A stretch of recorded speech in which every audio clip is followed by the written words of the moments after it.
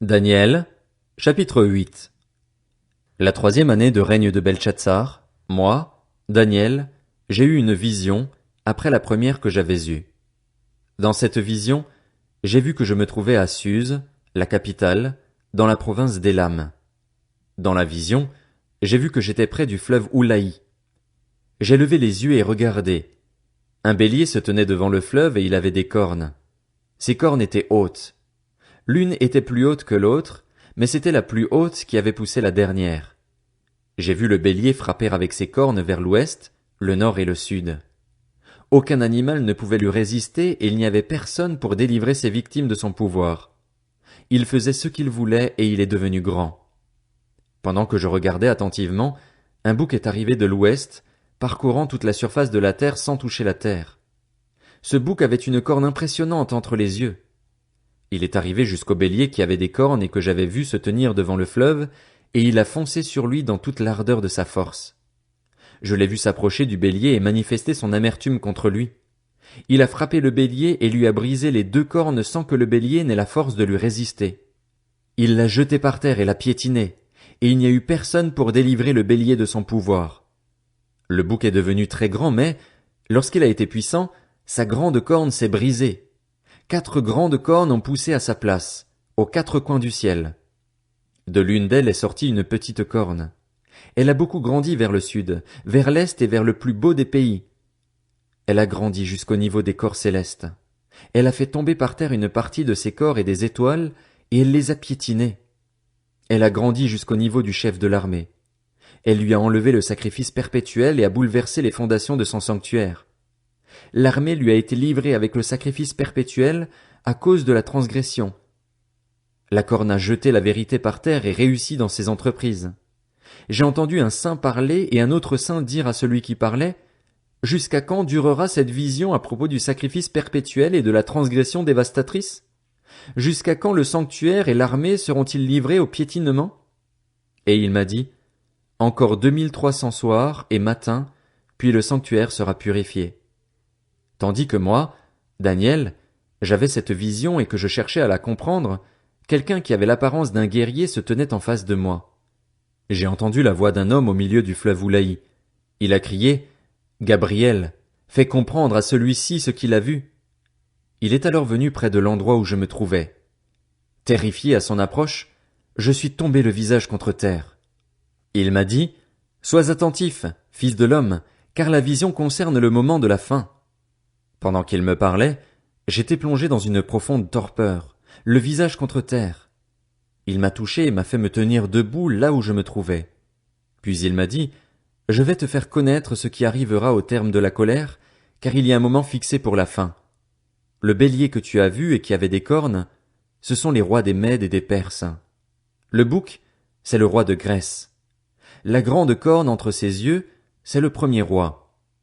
Les 4 cornes qui l'ont remplacé, une fois qu'elle a été brisée, ce sont 4 royaumes qui surgiront de cette nation, mais sans avoir autant de force qu'elle. À la fin de leur règne, quand les pécheurs auront mis le comble à leur révolte, un roi au visage dur et expert en énigmes surgira. Sa puissance grandira, mais non par sa propre force. Il accomplira d'extraordinaires dévastations. Il réussira dans ses entreprises. Il détruira les puissants et le peuple des saints. Grâce à son habileté, il réussira dans ses manœuvres trompeuses, et il aura le cœur rempli d'arrogance. Il fera mourir beaucoup d'hommes qui vivaient dans la tranquillité, et il se dressera contre le prince des princes. Cependant, il sera brisé sans aucune intervention extérieure. Ce que tu as vu à propos des soirs et des matins et qui t'a été dit est vrai. Quant à toi, tiens cette vision cachée, car elle concerne une époque éloignée. Moi, Daniel, je suis resté affaibli et malade durant plusieurs jours. Puis je me suis levé pour m'occuper des affaires du roi, mais j'étais effaré à cause de la vision et je ne la comprenais pas. Daniel, chapitre 9.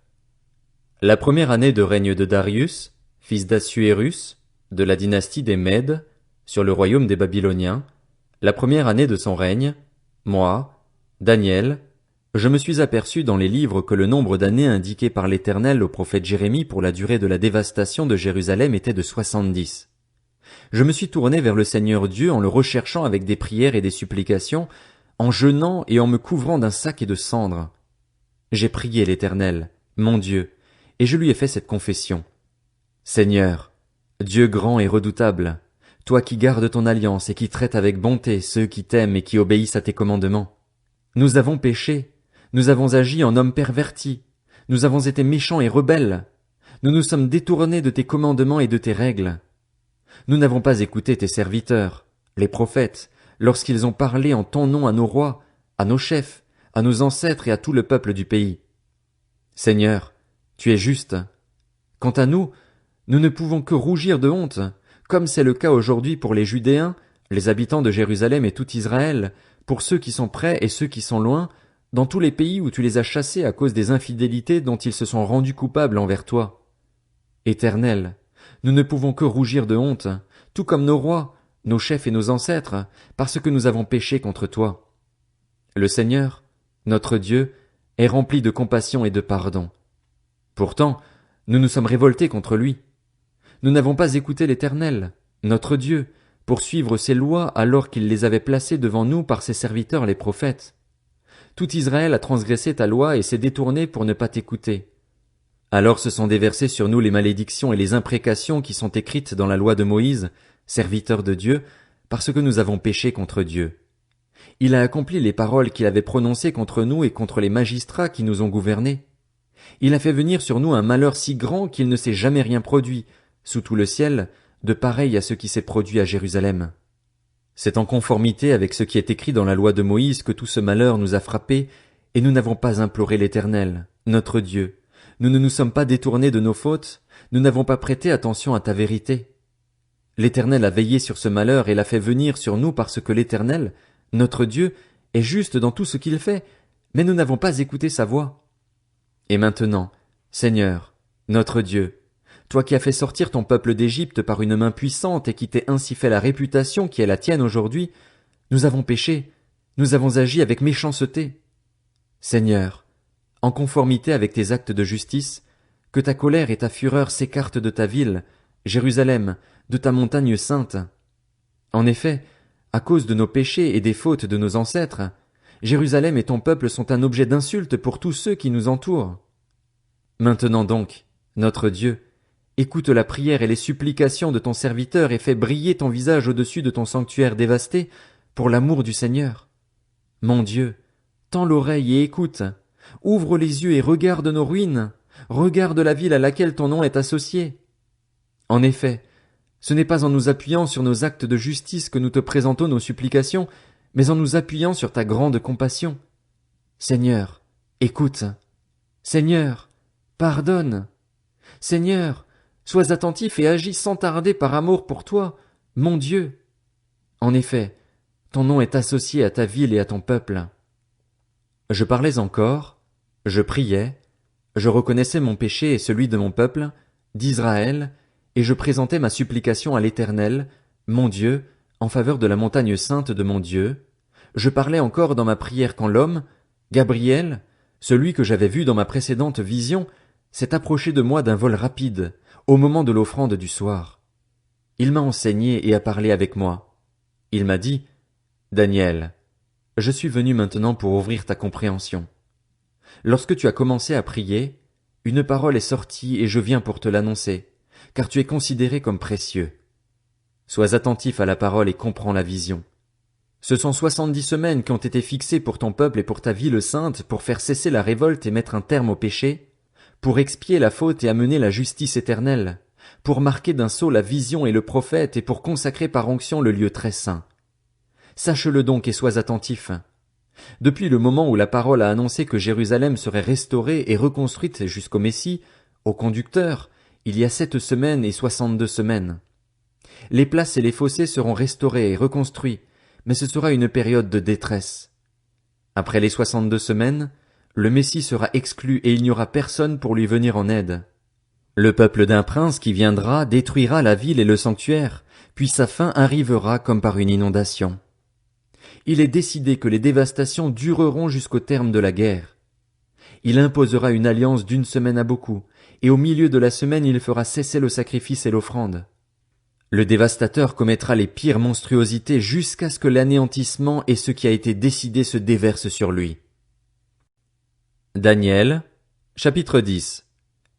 La 3e année de règne de Cyrus, le roi de Perse, une parole fut révélée à Daniel, appelé Beltchatsar. Cette parole est vraie et annonce un grand combat. Daniel fut attentif à cette parole et en eut la compréhension à travers ce qu'il voyait. À cette époque-là, moi, Daniel, j'ai été 3 semaines dans le deuil. Je n'ai mangé aucune nourriture raffinée, il n'est entré ni viande ni vin dans ma bouche et je ne me suis pas parfumé jusqu'à la fin des 3 semaines. Le 24e jour du 1er mois, j'étais au bord du grand fleuve, c'est-à-dire le Tigre. J'ai levé les yeux et j'ai vu un homme habillé de lin. Il avait autour de la taille une ceinture en or d'Uphaz. Son corps était comme de chrysolite, son visage brillait comme l'éclair, ses yeux étaient pareils à des flammes de feu, ses bras et ses pieds ressemblaient à du bronze poli et le son de sa voix était pareil au bruit d'une grande foule. Moi, Daniel, j'ai été le seul à voir cette apparition. Les hommes qui étaient avec moi ne l'ont pas vue, mais une grande frayeur s'est emparée d'eux et ils ont pris la fuite pour se cacher. Resté seul, j'ai vu cette grande apparition et me suis retrouvé sans force. Mes traits se sont décomposés et j'ai perdu toute force. J'ai entendu le son de ces paroles et en l'entendant je suis tombé, dans une profonde torpeur, le visage contre terre. Mais une main m'a touché et m'a mis, tout tremblant, sur mes genoux et les paumes de mes mains. Puis l'homme m'a dit, « Daniel, homme considéré comme précieux, sois attentif aux paroles que je vais te dire et tiens-toi debout là où tu es. En effet, j'ai été maintenant envoyé vers toi. » Lorsqu'il m'a dit cela, je me suis tenu debout, tout tremblant. Il m'a dit, « Daniel, n'aie pas peur, car dès le premier jour où tu as eu à cœur de comprendre et de t'humilier devant ton Dieu, tes paroles ont été entendues, et c'est à cause d'elles que je suis venu. Le chef du royaume de Perse m'a résisté 21 jours, mais Michel, l'un des principaux chefs, est venu à mon aide et je suis resté là, près des rois de Perse. Je viens maintenant pour te faire comprendre ce qui doit arriver à ton peuple dans l'avenir, car la vision concerne encore cette époque-là. » Pendant qu'il m'adressait ces paroles, je regardais par terre et restais silencieux. Quelqu'un qui avait une apparence humaine a touché mes lèvres. J'ai ouvert la bouche et me suis mis à parler. J'ai dit à celui qui se tenait en face de moi, « Mon Seigneur, j'ai été bouleversé de douleur par cette apparition et j'ai perdu toute force. Comment pourrais-je, moi ton serviteur, te parler à toi, mon Seigneur? Désormais je n'ai plus de force et il ne me reste plus de souffle. » Alors celui qui avait apparence humaine m'a de nouveau touché et m'a fortifié. Il m'a dit, « N'aie pas peur, homme considéré comme précieux. Que la paix soit avec toi. Fortifie-toi, fortifie-toi. » Pendant qu'il me parlait, j'ai repris des forces. J'ai alors dit, « Que mon Seigneur parle, car tu m'as fortifié. » Il m'a dit, « Sais-tu pourquoi je suis venu vers toi?